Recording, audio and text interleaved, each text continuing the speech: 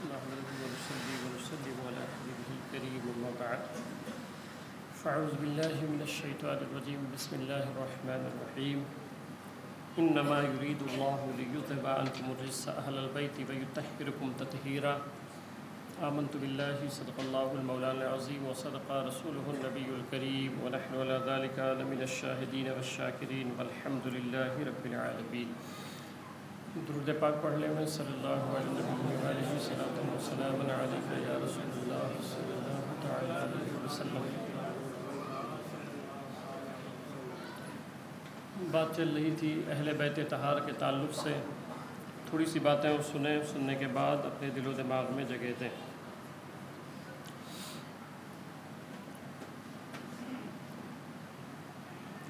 میں نے جو آیت پڑھی ہے تو چونکہ ایک سوال بھی آیا تھا تو اسی کی مناسبت سے میں نے یہ آیت پڑھی ہے کہ اللہ تعالیٰ قرآن میں فرماتا ہے اے رسول کے گھر والو اللہ صرف یہ ارادہ فرماتا ہے کہ تم سے ہر قسم کے نجاست کو دور رکھے اور تم کو خوب ستھرا اور پاکیزہ رکھے. ٹھیک ہے، اس آیت کا ترجمہ. سوال یہ ہے کہ اہل بیت طہار سے مراد کون لوگ ہیں؟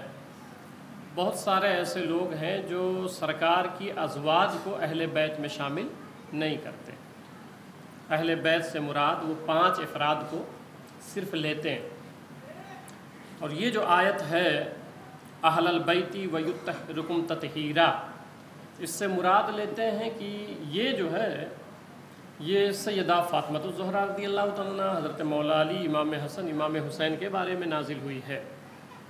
اگر یہ آیت کا ایک چھوٹا سا ٹکڑا ہے، یہ آیت کا پوری جو سیاق و سباق ہے، اگر اوپر سے آپ پڑھیں گے نا تو آپ کو بالکل سمجھ آئے گا کہ یہ آیت نازل کس کے لیے ہوئی ہے. شروع یہاں سے ہے یا نساء النبی لستن کاحد من النساء، اے نبی کی بیویوں، یہاں سے شروع ہے. اب جو لوگ اس میں اہل بیت میں سرکار کی ازواج کو نہیں شامل کرتے تو بھی یہ آیت نازل ہی ازواج مصطفیٰ صلی اللہ علیہ وسلم کے لیے ہوئی ہے. شروعات یہیں سے ہے یا نساء النبی لستن کاحد من النساء، اے نبی کی بیویوں تم عام عورتوں میں سے کسی کی بھی مثل نہیں ہو. شروعات یہاں سے، یعنی نبی کی بیویاں تمہاری طرح کوئی بھی نہیں ہے. یہ اللہ بیان فرما رہا ہے. سرکار کی ازواج مطہرات کو، یعنی سیدہ خدیجہ کو، حضرت عائشہ صدیقہ کو، حضرت حفصہ کو، دیگر ازواج مطہرات کو اللہ فرما رہا ہے کہ تمہاری طرح کوئی نہیں ہے. اور پھر آگے یہ پورا سیاق و سباق وقرن فی بیوتہن، اور اپنے گھروں میں ٹھہری رہو اور قدیم جاہلیت کی طرح اپنے بناؤ سنگار کی نمائش نہ کرنا، نماز پڑھتی رہو، زکوٰۃ دیتی رہو، اللہ اس کے رسول کی اطاعت کرتی رہو. اب آگے ہے یہاں سے یہ کس کے بارے میں ساری بات ہو رہی ہے؟ اب سمجھ رہے ہیں نا میری بات؟ حضور صلی اللہ علیہ وسلم کی بیویوں کے بارے میں. اب یہاں سے شروع ہے انما یرید اللہ، پوری بات سرکار کی بیویوں کے تعلق سے ہوئی ہے. فرمایا انما یرید اللہ لیذھب، اے رسول کے گھر والوں. ٹھیک، اللہ صرف یہ ارادہ فرماتا ہے. تو اب یہ آیت جو ہے نا، یہ آیت نازل کس کے بارے میں ہوئی ہے کہ اس کی وجہ یہ پڑی کہ آج کئی دن سے، ابھی کل دو تین بچے شیواجی نگر سے آئے، اس سے پہلے 2-4 بچے آئے. تو اہل بیت کے نام پہ نا ہمارے ہاں اعتدال ہے. ہم صحابہ کرام سے بھی محبت کرتے ہیں، اہل بیت طہار سے بھی محبت کرتے ہیں. اچھا، اس محبت کی کیا وجہ ہے میں آگے سمجھاؤں گا. جب یہ آیت نازل ہوئی، اس کا شان نزول سمجھیں آپ تاکہ اور سمجھ آئے آپ کو. جب یہ آیت نازل ہوئی تو یہ حدیث شریف ہے مسند احمد بن حنبل کی، حدیث نمبر 26010 ہے. المستدرک علی الصحیحین میں یہ حدیث نمبر 3609 ہے، صحیح سند کے ساتھ روایت ہے.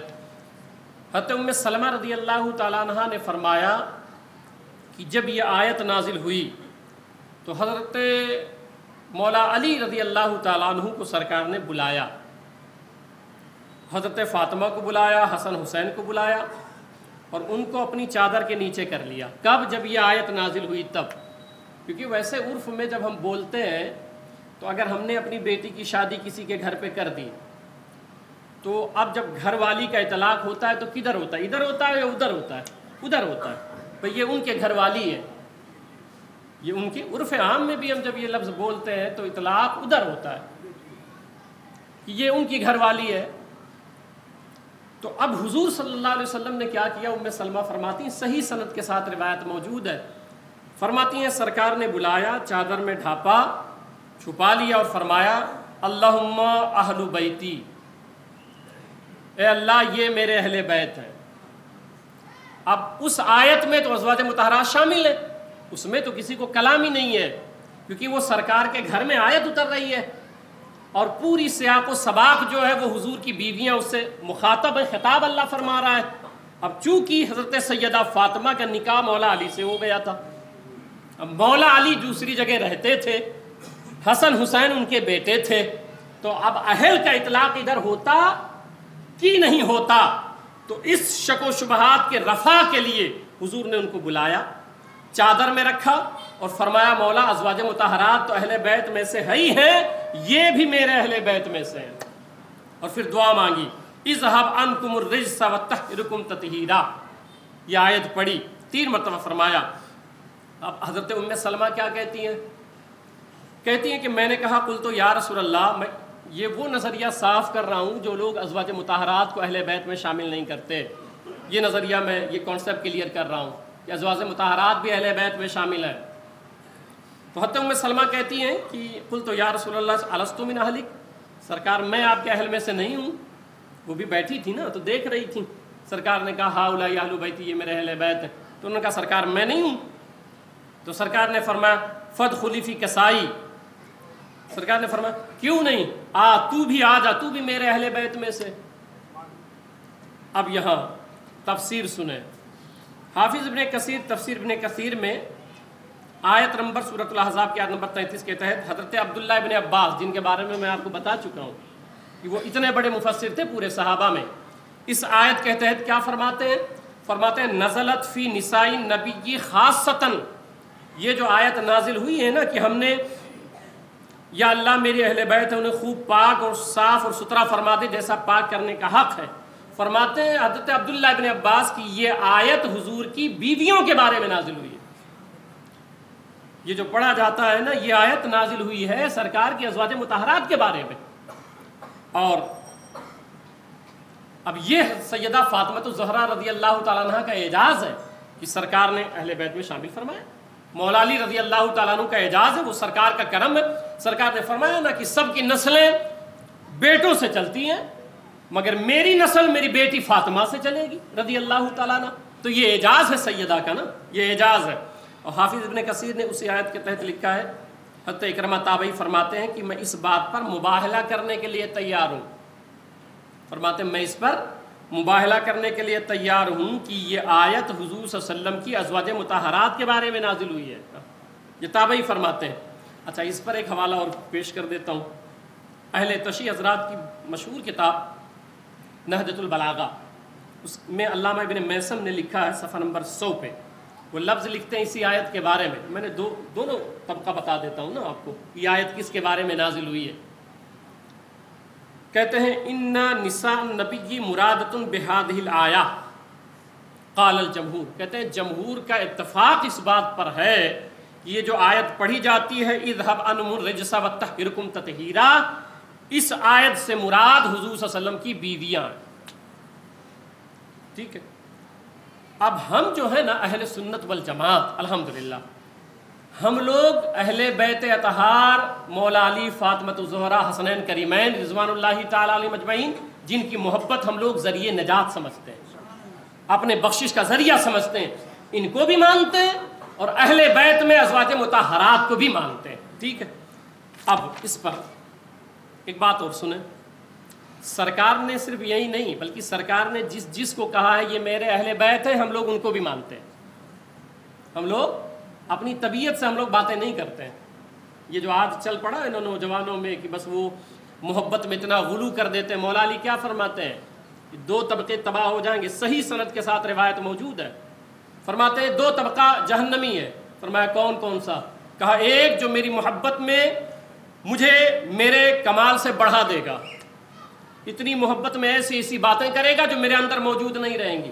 فرمایا وہ بھی جہنمی، اور ایک وہ طبقہ جہنم میں جائے گا جو میرا کمال ہے وہ بیان نہیں کرے گا، چھپائے گا، وہ بغض رکھے گا، عناد رکھے گا، فرمایا وہ بھی جہنمی۔ اور مسلک اعلیٰ حضرت اہل سنت والجماعت یہ مسلک اعتدال ہے۔ ایک ہے حضور کے گھر والے اور ایک ہے حضور کے در والے، دو ہیں۔ نہ ہم گھر والوں کو چھوڑتے ہیں نہ ہم در والوں کو چھوڑتے ہیں، ہم دونوں کو مانتے ہیں، دونوں کو مانتے ہیں۔ کیوں؟ میں نے کہا نہیں، حضور صلی اللہ علیہ وسلم نے جس کو اہل بیت کا ہم سب کو مانتے ہیں۔ آپ 5 کی بات کرتے ہیں، ہم سب کو مانتے ہیں۔ میں نے لفظ بولا کہ ہم ان کو ذریعہ نجات سمجھتے ہیں، ذریعہ نجات سمجھتے ہیں۔ اس پر میں آؤں گا۔ مستدرک علی الصحیحین جلد نمبر 4 صفحہ نمبر 321 ہے، حدیث نمبر 6657 ہے۔ اہل تشیح حضرات کی کتاب رجال کشی جلد 1 صفحہ نمبر 54 ہے۔ حضرت سلمان فارسی رضی اللہ تعالیٰ عنہ، فارسی النسل تھے نا، سلمان فارسی رضی اللہ تعالیٰ عنہ، حضور صلی اللہ علیہ وسلم کی بارگاہ میں وہ آ گئے تھے، کلمہ پڑھ لیا تھا، پورا واقعہ جانتے ہیں۔ تو حضور صلی اللہ علیہ وسلم کی بارگاہ میں بیٹھے ہوئے تھے، سرکار نے کیا فرمایا؟ ان کے بارے میں فرمایا سلمان منا اہل البیت، یہ حضور نے فرمایا۔ فرمایا سلمان میرے اہل بیت میں سے ہے۔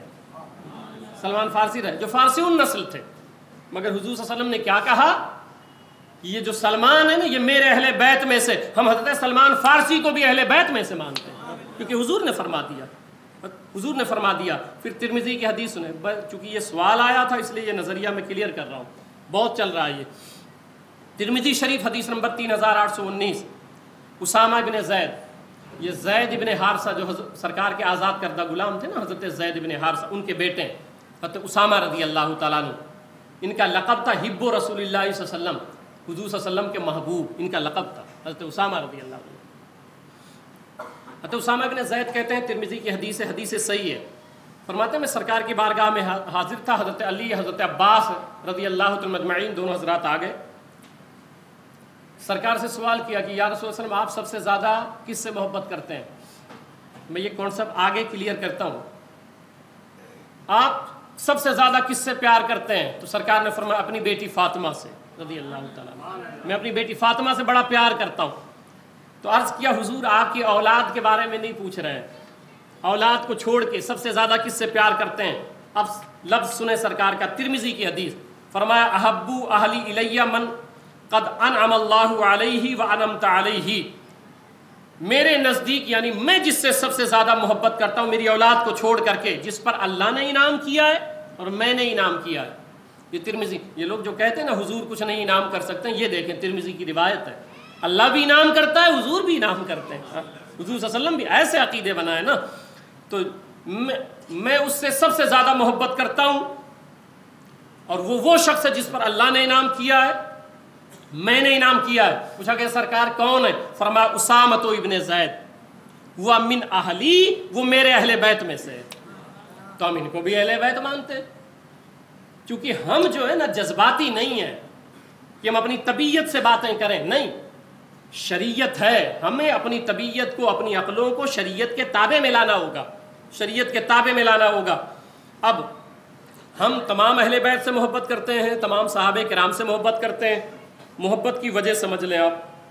اس پر پہلے یہ آیت جو ہے نا جو میں نے بتایا اس کا شان نزول ازواج مطہرات ہے۔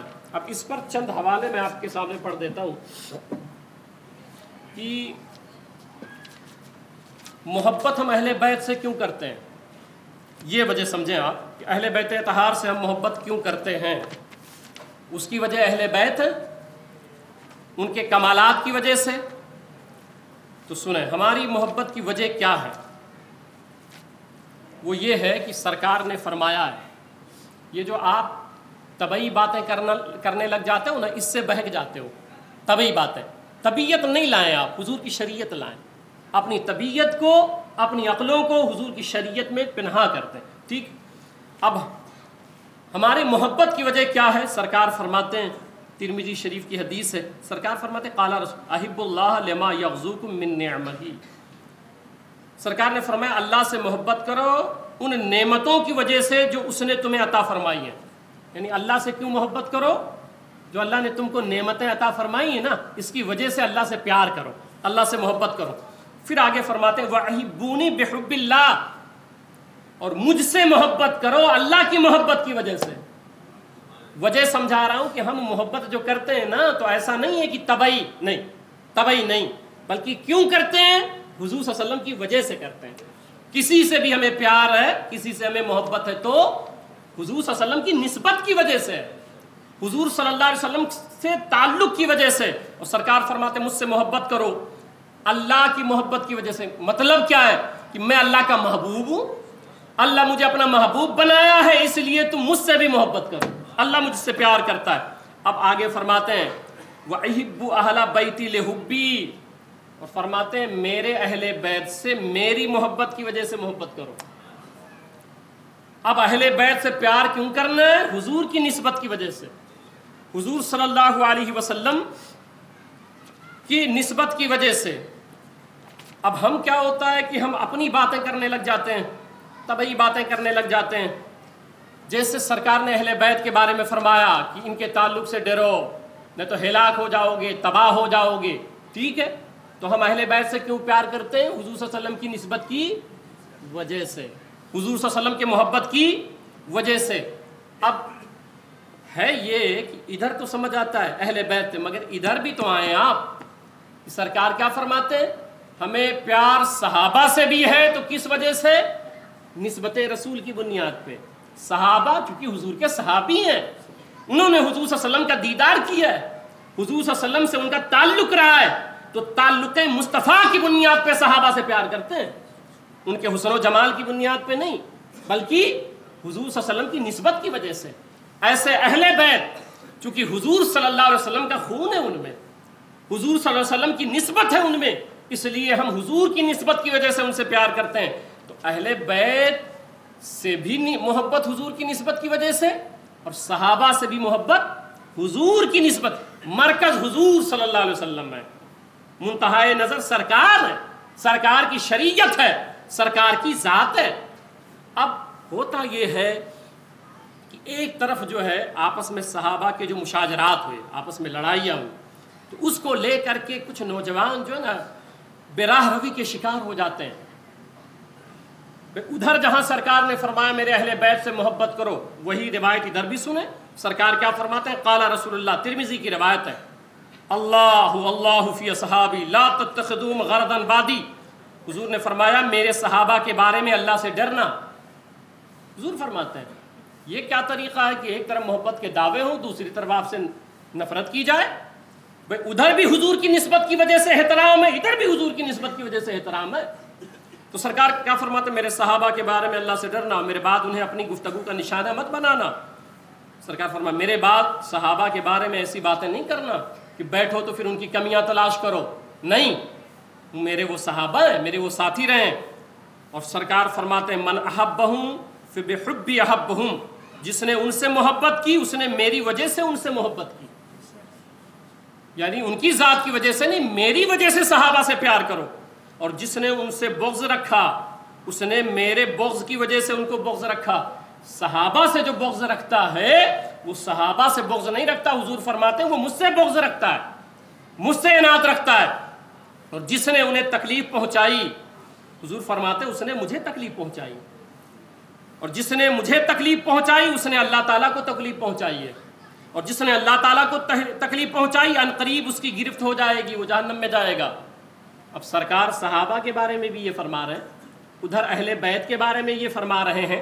اللہ کا شکر ہے اہل سنت والجماعت ایک ایسا مسلک اعتدال ہے کہ ہمارے یہاں دو ہاتھ ہیں، دونوں ہاتھ میں دو دامن ہیں. ایک ہاتھ میں دامن اہل بیت ہے، دوسرے ہاتھ میں دامن صحابہ کرام. یہ صرف اہل سنت والجماعت ہے، ایک ایسا صرف اہل سنت والجماعت ہے. تو ہم نہ صحابہ کی شان میں گستاخیاں کرتے ہیں اور نہ اہل بیت اطہار کی شان میں گستاخیاں کرتے ہیں. نسبت رسول کی بنیاد پہ ان تمام اشخاص سے ہم لوگ محبت کرتے ہیں. اب چند باتیں، چونکہ فضائل اہل بیت یہ موضوع تھا، میرا سوال آیا تھا اس لیے میں نے عرض کر دیا کہ حضور صلی اللہ علیہ وسلم کے صحابی فرماتے ہیں قال حب آل محمد یوما خیر من عبادتی سنۃ ومن مات علیہ دخل الجنہ، رواہ الدارمی. فرماتے ہیں کہ ایک دن کی آل محمد کی محبت، ایک دن اگر کوئی اہل بیت سے پیار کرے، اب اہل بیت میں تو آپ سمجھ گئے نا کون کون ہیں، فرماتے ہیں سرکار کے صحابی کی حب آل محمد یومن، ایک دن کی اہل بیت کی محبت 1 سال کی نفلی عبادت سے بہتر، 1 سال کی نفلی عبادت سے بہتر ہے۔ اور پھر فرمایا وَمَن مَاتَ عَلَيْهِ دَخَلَ الْجَنَّةَ، اور جو اہل بیت کی محبت میں مر جائے وہ جنت میں گیا، جو اہل بیت کی محبت میں مر گیا وہ جنت میں گیا۔ اور حضور صلی اللہ علیہ وسلم کیا فرماتے ہیں، سنیں، سرکار فرماتے ہیں انی قد ترکت فیکم، میں نے کہا کہ آپ چھوڑے نہیں، اہل بیت سے پیار کریں، ان کی محبت جنت کی ضمانت ہے، جنت کی ضمانت ہے۔ مگر اہل بیت سے جو پیار کریں ان پر لازم ہے کہ وہ صحابہ کرام سے بھی پیار کریں، صحابہ کرام سے پیار کریں۔ اور اس پر انشاءاللہ تعالی، آج ہی بات ہو رہی تھی تو میں نے کہا ہے کہ جو آپس میں صحابہ کی لڑائیاں ہوئیں اس پر انشاءاللہ میں گفتگو کروں گا آنے والے وقتوں میں، 2-4 جمعہ انشاءاللہ میں اس پر لگاؤں گا تاکہ جو حقائق ہیں نا وہ آگے بڑھ جائیں۔ آپ کو پتہ نہیں ہے تقریباً 3 لاکھ حدیثیں، اعلیٰ حضرت لکھتے ہیں فتاوی رضویہ شریف میں، 3 لاکھ حدیثیں رافضیوں نے گڑھی ہوئی ہیں، 1-2 ہزار نہیں، 3 لاکھ حدیثیں وہ کہاں کہاں ڈالی ہوئی ہیں کیا خبر۔ اس لیے اب مجھے ضرورت محسوس ہوئی کہ نہیں اس پر ڈسکس کیا جائے، بات کیا جائے۔ تو حضور صلی اللہ علیہ وسلم کیا فرماتے ہیں، سرکار نے خطبہ دیا، فرمایا انی قد ترکت فیکم، سرکار فرماتے ہیں میں تمہارے درمیان 2 چیزیں چھوڑ کے جا رہا ہوں، اور ایک روایت میں ہے انی ترکت فیکم الثقلین، میں تمہارے درمیان 2 وزنی چیزیں چھوڑ کے جا رہا ہوں، اور کیا ہے، ما من اغصتم بہ لن تضلوا، حضور نے فرما دیا کہ اگر تم ان کو پکڑے رہو گے تو گمراہ نہیں ہوگے، گمراہ نہیں ہوگے۔ اور وہ 2 چیزیں کیا ہیں، فرمایا کتاب اللہ و اطرت اہل بیتی، وہ ایک تو اللہ کی کتاب ہے اور ایک میرے اہل بیت ہیں، میرے اہل بیت ہیں۔ اب یہاں بھی شان اہل سنت سنیں آپ، اور جس مسلک پہ ہیں اہل سنت پہ اس پہ قائم رہیں۔ کہیں ایسا ہے کہ قرآن ہے تو اہل بیت نہیں ہے، آپ دیکھیں کلمہ پڑھنے والوں میں مل جائیں گے آپ کو، اہل بیت اطہار کا ذکر نہیں ہوتا ہے، ان کے دلوں میں مروڑ آتا ہے۔ اور کہیں اہل بیت ہیں تو قرآن نہیں ہے۔ اللہ کا شکر ہے کہ اہل سنت وہ مسلک اعتدال ہے، میں نے کہا کہ 2 ہاتھ ہیں، ایک ہاتھ میں اللہ کی کتاب قرآن ہے، دوسرے ہاتھ میں دامن اہل بیت اطہار ہے، وہ بھی یہیں ملے گا، وہ بھی اہل سنت میں ملے گا۔ یہاں کتاب اللہ بھی ہے اور حضور کی اطرت بھی ہے، حضور صلی اللہ علیہ وسلم کی اطرت بھی ہے۔ اور یہاں ایک جملہ اور اپنی طرف سے سمجھا دوں کہ 2 گفٹ ملے ہیں آپ کو، 2 تحفہ ملا ہے، اس روایت سے پتہ چلتا ہے 2 ملا ہے۔ ایک تو اللہ کی طرف سے ہے جو آپ کو دیا گیا ہے، وہ اللہ کی کتاب ہے، اور ایک تو میرے آقا نے دیا ہے جو حضور کی اطرت ہے۔ 2 گفٹ ملا نا، ایک تحفہ اللہ کی طرف سے ہے جب اللہ کا قرآن ہے، کتاب اللہ ہے، اور حضور نے کہا کہ یہ اللہ کی طرف سے ہو گیا، اور ایک گفٹ میں دیتا ہوں کہ میرے اہل بیت سے پیار کرنا، اہل بیت سے پیار کرنا۔ تو یہ بھی اہل سنت میں الحمدللہ اہل سنت میں ہے۔ اب میں نے اس سے پہلے عرض کیا تھا آپ کو کہ محبت اہل بیت، میں نے کہا یہ ذریعہ نجات ہے، اور جب تک حضرت عبداللہ بن مسعود رضی اللہ تعالیٰ عنہ کہتے ہیں کہ اگر ان پر درود نہ پڑھا جائے، اہل بیت اطہار پر، عبداللہ بن مسعود رضی اللہ تعالیٰ عنہ وہ قول پیش فرماتے ہیں اپنا، فرماتے ہیں کہ لفظ پڑھ دیتا ہوں، میں تو کوئی سوچے ویسے بات ہو گئی۔ فرماتے ہیں ان ابن مسعود قال قال رسول من صلی صلاۃ لم یصلی فیہا علی وعلی اہل بیتی لم تقبل منہ، کوئی نماز پڑھے اور نماز میں میرے اہل بیت پہ درود نہ بھیجے ہو تو سرکار فرماتے ہیں کہ اس کی نماز قبول نہیں ہوتی ہے۔